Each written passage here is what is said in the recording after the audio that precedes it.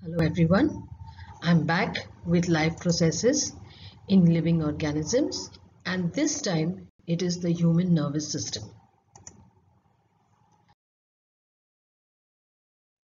The nervous system consists of the central nervous system or CNS, which comprises of the brain and the spinal cord. Then we have the peripheral nervous system, which has the cranial and the spinal nerves, and the autonomic nervous system, which consists of the nerves of involuntary organs like the heart, the liver, pancreas, and other involuntary organs.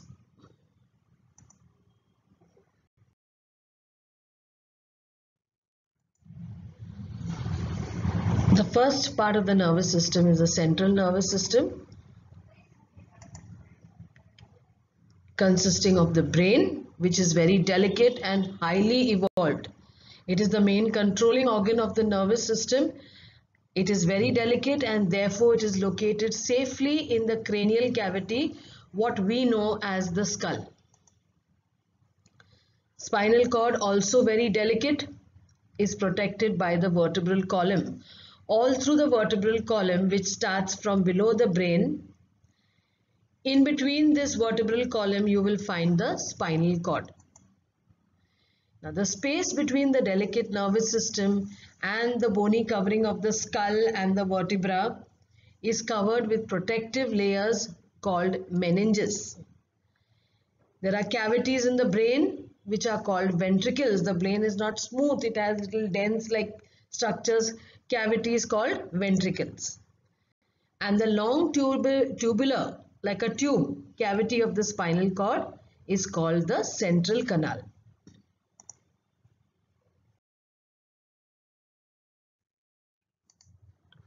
The ventricles in the brain, the central canal of the spinal cord, and spaces between the meninges is filled with a liquid called cerebrospinal fluid.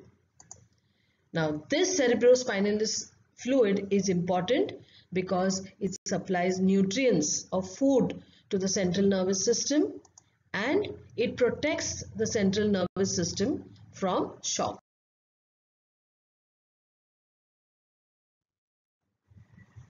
The structure of the brain. You can see the brain has 4 parts. The cerebrum, which is the major part of the brain. Underneath, there is a smaller part on the dorsal side of the brain that is behind the hind part of the brain, which is the cerebellum. Then we have a small little structure called the medulla oblongata, situated at the back portion of your neck, right below or behind the cerebellum and below the cerebrum. And then finally the brain goes into the spinal cord. Okay, now these are the convolutions or the dents or the trenches or ventricles of the cerebrum. You can see here a less convoluted cerebellum, the medulla just next to the spinal cord. Okay, so these are the different parts of the brain.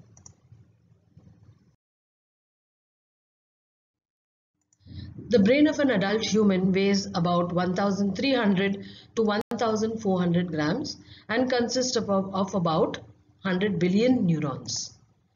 The left side of the brain controls the right side of the body and the right side of the brain controls the left side of the body.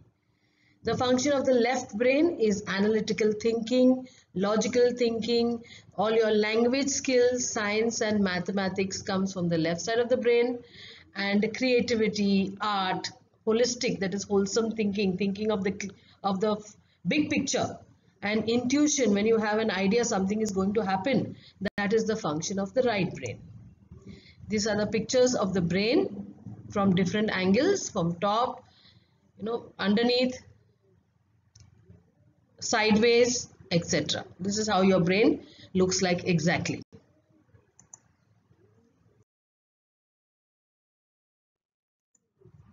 The cerebrum, the part of the brain, it is the largest part of the brain. It consists of 2 hemispheres joined with the help of tough fibers and nerve tracts. Now, the cerebrum is made up of 2/3 of the brain and is hence called the large brain. Its surface has deep, as you can see in the picture, deep irregular ridges and grooves which are called convolutions. Now, these convolutions increase the surface area of the cerebrum, and therefore a large number of nerve cells can be accommodated in the large brain or the cerebrum. The cerebellum and medulla oblongata, also very important parts. As you can see, the red part in the figure is the cerebellum, and on the other side, just near the spinal cord, is the medulla oblongata. Cerebellum is the smaller part of the brain situated below the cerebrum at the back of the cranial cavity. It does not have deep convolutions but shallow grooves. The medulla oblongata is the hindmost or behindmost part of the brain. It has two triangular swollen structures called pyramids on the upper side, and this medulla continues downwards as the spinal cord. The function of the medulla being to control involuntary functions such as heartbeat, respiration, etc. Now, why is it very necessary not to get injured on the medulla? Now, injury to the medulla may stop important activities such as heartbeat, respiration, which are involuntary activities. Now, you know that the medulla oblongata controls involuntary functions. Therefore, if the injury happens to the medulla, respiration, heartbeat, and other activities may stop, and this will definitely result in death.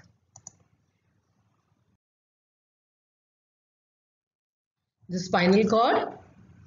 This is the structure of the spinal cord, beginning at the base of the brain and ending at the filum terminal. It is a part of the central nervous system, and this spinal cord is held within the vertebral column, which is made of vertebrae stacked one on top of the other. The bones called vertebrae.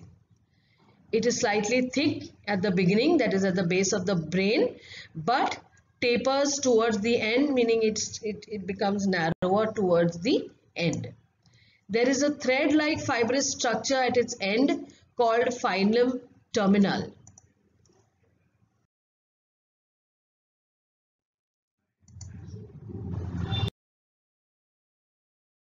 Now we have the peripheral nervous system. We finished with the central nervous system. We come to the next part of the nervous system, that is the peripheral nervous system.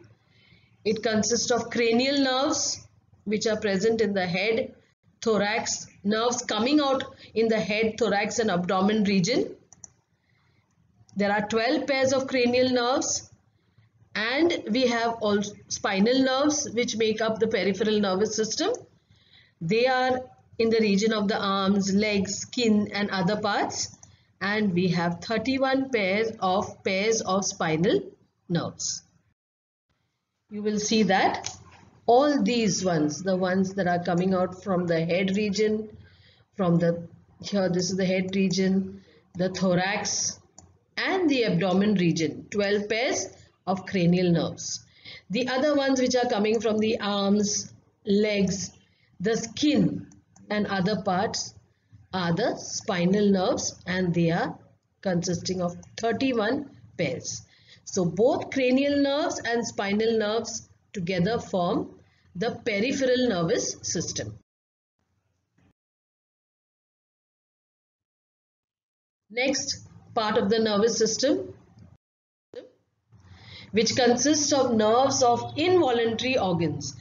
Involuntary organs are organs which we cannot control by our will, like the heart, lungs, stomach, etc. Now, this autonomic nervous system is a control system that acts unconsciously and regulates body functions such as the heart rate, digestion, respiratory rate, pupil. Now, look at this. Can you see the pupil dilating, becoming small and then again becoming big? This is controlled by the autonomic nervous system. The minute it has to change, It changes because of the autonomic nervous system, and it acts unconsciously. It's not a conscious action. When somebody puts something in front of you, you will immediately try to close your eye, or if there is too much of bright light, you know, your pupil will it will contract. Otherwise, if it's dark, then the pupil dilates to see well. Yeah, all actions controlled by the autonomic. What is a reflex action? It is an immediate reaction given to a stimulus. Anything that affects you from outside is called a stimulus. So when you have an immediate reaction to it, it is called a reflex action. Okay. Sometimes we react to an incident without thinking.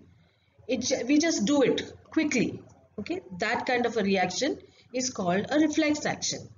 And when we have reflex action, this control and coordination of our body is achieved even without involving the brain. So the brain is not involved in any reflex action.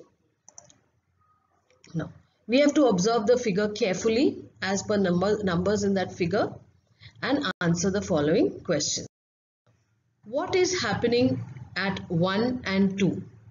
At 1, the flame of the candle burning your finger, and at 2, you pull out your finger. Which nerve carried the impulse to the point marked 3? Can you see the nerve here from your finger carrying this impulse to point 3? Okay, so that is a nerve from your sense organ, the skin, and it takes it towards an organ. Now this nerve is called the sensory neuron. Now in which direction is it conducting the impulse? It is conducting the impulse towards the spinal cord. Which nerve is shown by 4? Now this is the association nerve. This is the sensory neuron. This is the association in red here, association neuron. And this small little space here is called the synapse. The ends of the which are situated at the ends of the neurons. Now this association neuron integrates the function here of the sensory neuron. Messages relayed to the motor neuron in the opposite direction, and this motor neuron now comes to 6 and takes the message to 7, which is a muscle. And because the message is sent from the spinal cord to number 7, your hand pulls off. Okay, and comes from 1 to 2. So before it comes from 1 to 2, see all the actions taking place. I took so much time to explain it to you, but it happens within a fraction of a second. You don't wait there with your finger on the candle to think, okay, now what am I going to do? I'll wait for the message. No, it happens very quickly. So this kind of a reaction which takes place without the control of the brain is called a reflex action.